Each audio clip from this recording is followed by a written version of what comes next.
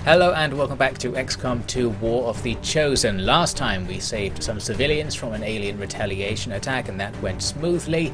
Then we took down an army of robots to recover something or other from a train, so hopefully someone was grateful for that, and we also survived an encounter with the Chosen during that engagement. Now the next notable thing to happen was we made contact with the third of the anti-alien factions in the world, the Templars. These guys focus a lot on melee attacks, which makes them much less useful than normal soldiers, but I have buffed them in my crazy mod, so I might see if we can get some use out of them somewhere along the way. And we can also get more passive buffs from knowing these guys, but that doesn't matter too much for now. Our next goal is to do a supply raid. We need to steal some alien stuff because we don't have any alien alloys, and we need that to continue through the upgrade tree and through the tech tree. So hopefully we'll get some on this mission. Now we took up position in the nearest building, and an Advent patrol walked in front of us, but there's also some Lost nearby, and the Lost are hostile to the aliens as well. They're a third faction in the battle, but it seems that the Advent forces, when they discover the Lost, that sort of activates them and aggroes them into the fight, and some of them actually come into the building where I'm hiding, so that's a little bit inconvenient. But actually this turned out to be very lucky, because the Advent officer who came to stand next to Arakamani is now ripe to be skulljacked, and that is our objective in the game as a whole. So he walks up and he jacks his skull good and proper. We're essentially hacking the alien psychic network just to discover how it works, I think, at this point, and get some information we'll use to continue gaining understanding of the aliens. So we do that hacking, and now the aliens are going to respond to this by spawning a codex on the map, or actually two codexes because we're in crazy mod mode. These are special soldiers that are in some way protecting the alien psychic command network. So now we have to deal with these two guys, and we have a new story objective, which is to kill one of them, because we need to steal their brain as well in order to properly get into their networks and such. So now we'll just prepare for a fight. Although, since we're supposed to be stealing alien supplies, this is going to be an annoying distraction, because in this type of supply raid, the supplies disappear if you don't pick them up. So while we're fighting the aliens, we're not actually getting the stuff we need to progress the game otherwise. So anyway, we move up and start dealing with the aliens. Constantinus downs the mech. We've got Ghost Devon up on the second floor of the building, who destroys the shield bearer. That's a new type of enemy, basically an Advent trooper that can spawn shields around the aliens to make them have more health. Then as Kojiro moves up to overlook the situation, he unfortunately triggers a load more enemies from a nearby building to get involved. It's a load of Vipers and another new enemy, a Spectre, a nanomachine based soldier who has some particularly annoying abilities. In this case, we may not have to deal with them because it just runs forward into all of our overwatching soldiers. The Dark Artillery Lord there misses the first shot, because you always miss your first shot against a Spectre.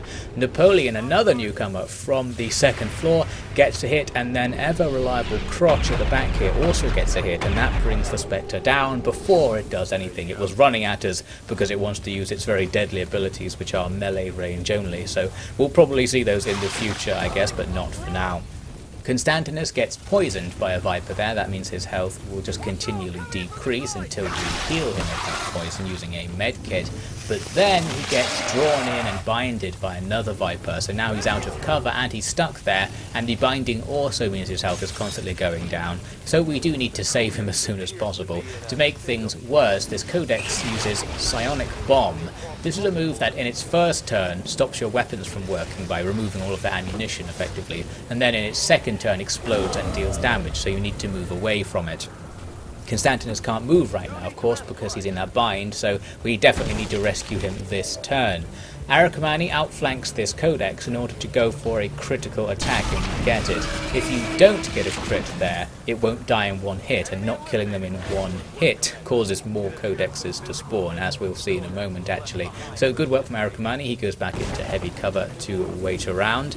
Now we need to save Constantinus, and the Dark Artillery Lord steps up to take a shot. It wasn't that likely to hit, but it did hit, and that kills the vampire. So now Constantinus will be able to run away and get out of the range, not only of the psychic bomb, but of all the flanking stuff, and the Lost who are after him as well. That's no problem for him. Clicking on him proved to be difficult for some reason. I think the psionic bomb disrupts the UI in some way. Now you can see here the aliens are bringing in their transports to take the supplies away, so that means we can't get them. This is a soft time limit on the mission, effectively. We don't have to pick up these supplies, but we need to move with haste in order to actually get something out of this. And then very nicely, the psionic bomb explodes and actually damages the codex that put it down, so that was a nice turnaround, although then it clones itself, creating a new codex, annoyingly, behind us. The Dark Artillery Lord eventually got rid of that problem for us. Generally, I'm just skipping over stuff here. We killed all the enemies in front of us without anything particularly remarkable happening, although I suppose this was remarkable. The enemy were fighting the Lost at the same time as we were. We were both blasting away at the Lost Swarm, so nice teamwork from that Viper and Crotch there to defeat our mutual enemy. And we've also now started getting some of the supplies that we came here for. So now we really are going to skip ahead pretty far to later in the fight. I've moved to the other side of the big warehouse that was in front of me, killing loads of Lost along the way and getting some more supplies. And now we're finally going to have some more action as Constantinus moves up to start marking this supply crate for extraction. That triggers another alien pod. Now I've got a load more Vipers and a Muton who will come to play with us. Constantinus actually has this special ability called Saturation Fire, and this is the perfect chance to use it. It takes a shot at everything in a cone just in front of you, but the cone's very narrow, so the enemy have to be in a big line. They were there, but we only actually properly hit one of the shots, so that was a bit disappointing. Dark Artillery Lord does what he does best, just blind firing some grenades forwards and blowing stuff up, which does attract more Lost, which is a bit annoying, but does damage the enemy as well. Kijiro gets a nice critical on one of the Vipers. That's going to make life easier, but still, there are plenty of aliens to take actions against us. Their Muton is the first to move. Napoleon misses an Overwatch shot on him, but then Crotch is up on the roof also with Overwatch, but then he also misses. So now the Muton can move to be quite close to us, and that's a problem, because we've got Napoleon and the Dark Artillery Lord standing next to each other, and whenever two of your agents are near each other, the AI loves to throw grenades to try and kill both of them. This time Napoleon survives with 1 health, and the Dark Artillery Lord dies instantly. At least it was how he wanted to go, in a big explosion, no doubt. Then Constantinus is drawn right to the back of the enemy formation and set on fire, and he's now binded as well, so he's going to be losing health very fast, and just to make things worse, he's also poisoned in the same turn, so his health's going to be declining rapidly. We need to save him immediately if we can.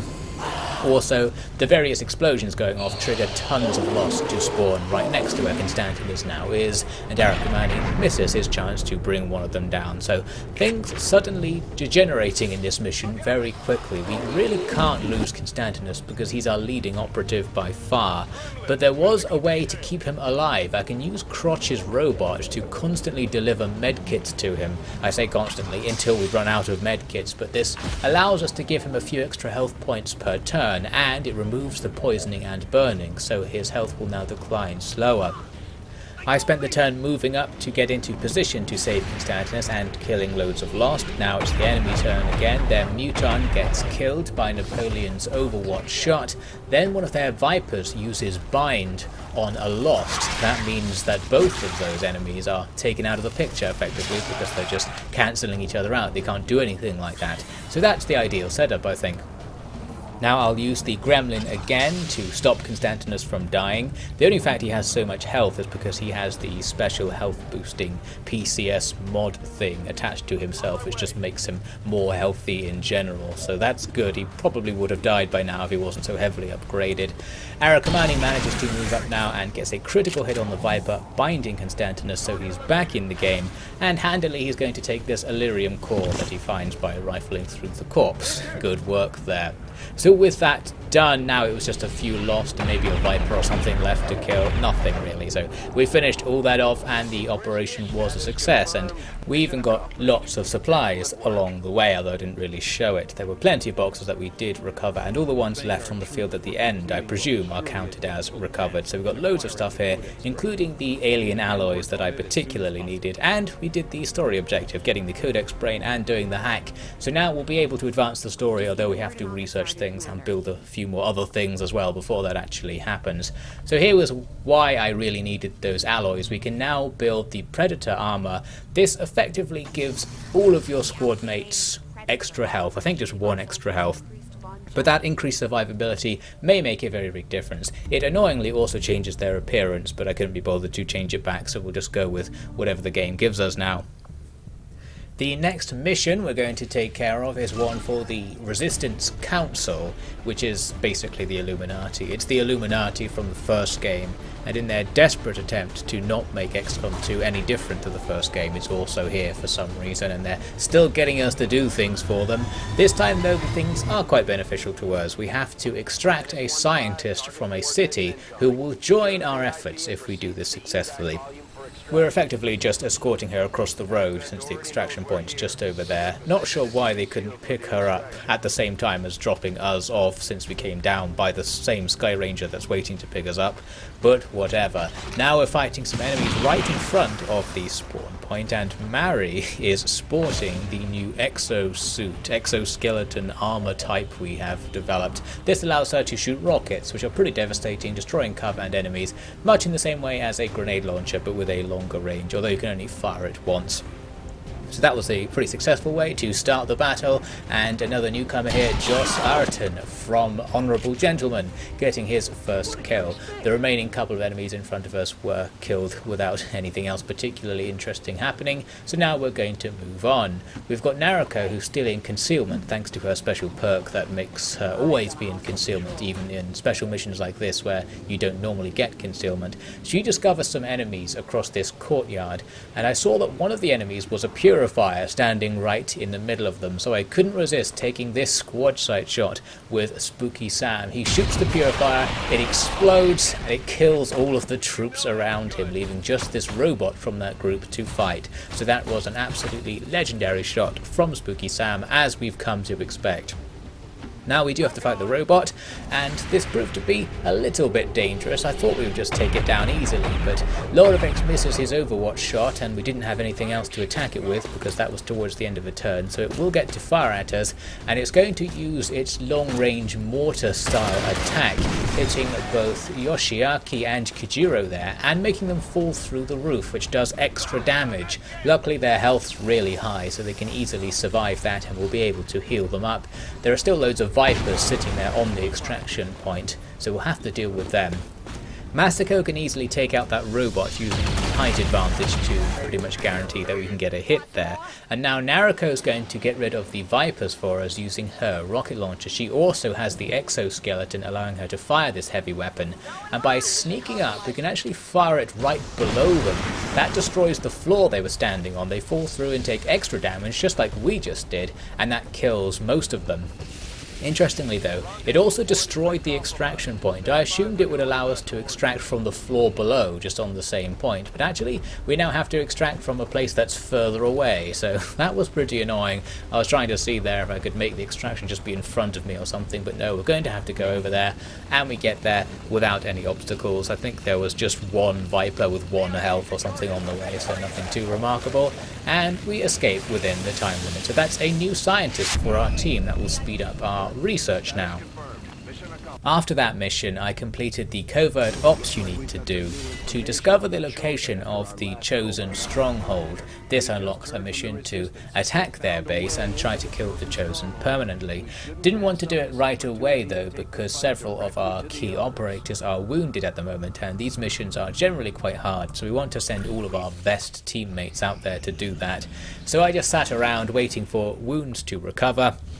Annoyingly though, there was one of these guerrilla ops I had to do first, so what I'm going to do here is pick this second one, the one that has difficulty moderate, since it hopefully will be a bit easier as a result, and then send a B team, send loads of our lesser troops and save our best ones for the next fight, sending perhaps only one of our experienced troops to oversee operations. So here we are with our B team. I sent Spooky Sam to be our high quality soldier in this team, otherwise it's all of our low ranked people.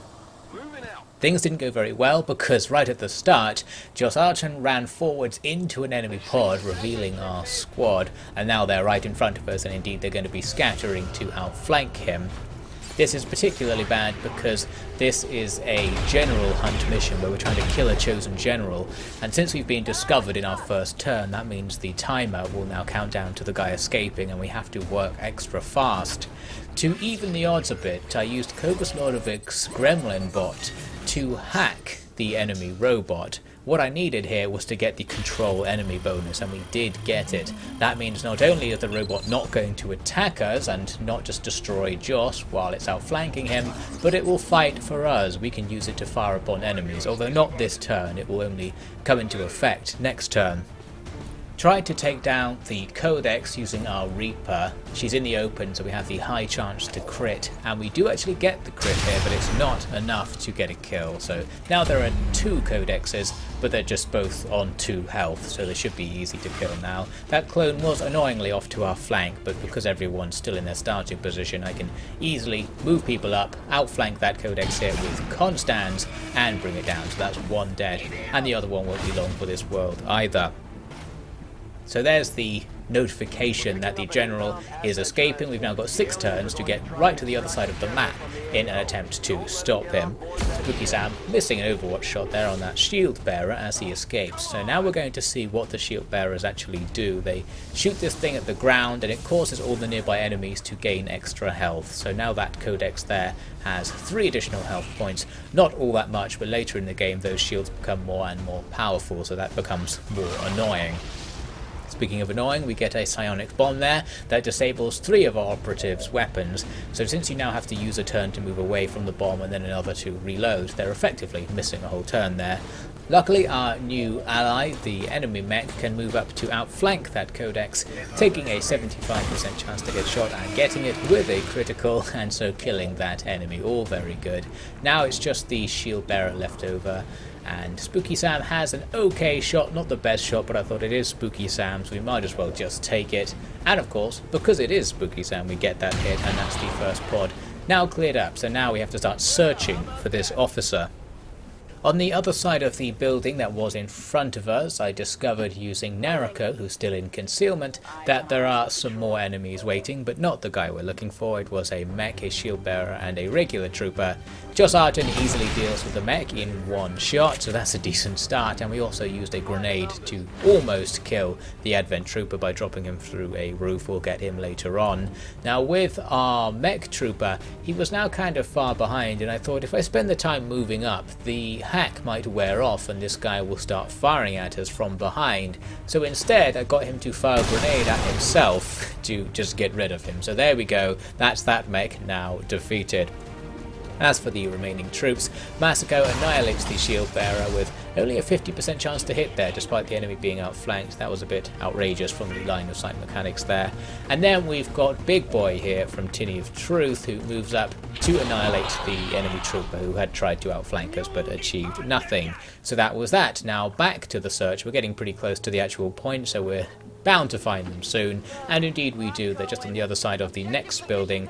We discover the enemy officer over there, casually strolling towards the extraction point in the open. And there are also a couple of other troops around him. There's a Spectre and a few sectoids right here. And they actually see Nariko. She was apparently too close. And that triggers both their pod and the one for the enemy officer to start attacking us. We're being attacked from 2 sides here as a result. I used run and gun on Nariko to move backwards and damage the first pod quite a bit, almost killing one of these sectoids. As for the other pod, it's coming from over here from a different direction, but we can lock them down using Spooky Samuel's Kill Zone ability. This is a move that allows you to take an Overwatch shot at anything that happens in an area of the battlefield, so you can do it multiple times per turn. So we'll put a kill zone where all those enemies are waiting, and now if they move, they'll suddenly find Samuel firing at them. Joss moves up to throw a grenade to take out one of the enemy sectoids, so now it's just a Spectre and a sectoid to fight here, as well as the enemy general who may move up. The Spectre comes right at us and dodges an Overwatch shot from Lodovix there using lightning reflexes. Then Big Boy takes a shot, although that shot wouldn't kill him if it hit, and it didn't hit anyway, so that wouldn't have saved us from what they're about to do. The Spectre is going to use Shadow Bind, its special and very annoying ability, on Nariko.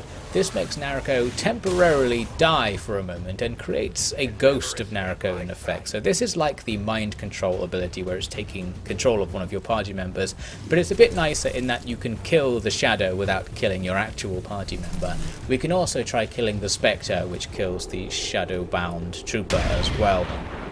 Now Samuel is going to start his kill zone overwatches, killing the first enemy he tries to move. Another enemy gets up, but Samuel is still watching, and again he gets the kill. Very nice. That left just one more at the back somewhere. Looked like he might be able to move without triggering the overwatch, but he comes forwards and the overwatch happens. Can Sam get it? 3 for 3. Yes, he can, because it is Spooky Sam. So that was the end of that. The enemy pod just wiped out. That's going to make the fight very easy now. We're not going to get outflanked, and the number of enemies has dropped dramatically. All we have to do then is kill the Spectre. That will kill the Shadowbound Naruko and give us the real Naruko back. First, a grenade clears the cover in front of it, then Massacre takes the shot and the Spectre is down.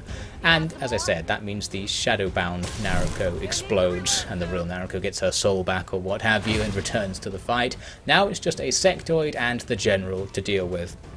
I wanted to try out Spooky Sam's grappling hook ability. This is an ability he gains by equipping the Spider armor, a special armor set. So I grappled him up onto this roof. I expected to just leave him here since he wouldn't have line of sight, but as it turns out, this floor and this entire story of the building, in fact, doesn't count as being here in the game's logic, so we can actually shoot right through it and the enemy can shoot at us through it. So needed to take out the Sectoid below me. I used a Lightning Hands to get a free bit of damage, and then I can use my regular pistol attack to also get some more damage. So there we go, a very unlikely kill from above by Spooky Sam. Not too bad. Now then, just the enemy officer to kill, and Josartan has the honour of putting him down, and that's a successful mission as a result. Although much of our success came from Spooky Sam in particular, who really carried us through, especially towards the end there. Unexpectedly, a flawless mission even with the B team. Expected at least a couple of them to die, because all of our new troops seem to die all the time when I take them into missions, but taking lots of them seems to have gone pretty well. So there we go, this is very good for our propaganda effort as well, of course, and it means that we've achieved our strategic goal of keeping lots of our high-ranking people ready for duty. So now we can go and do the Chosen Assassination mission, or the assassination of the Chosen Assassin, in the next part.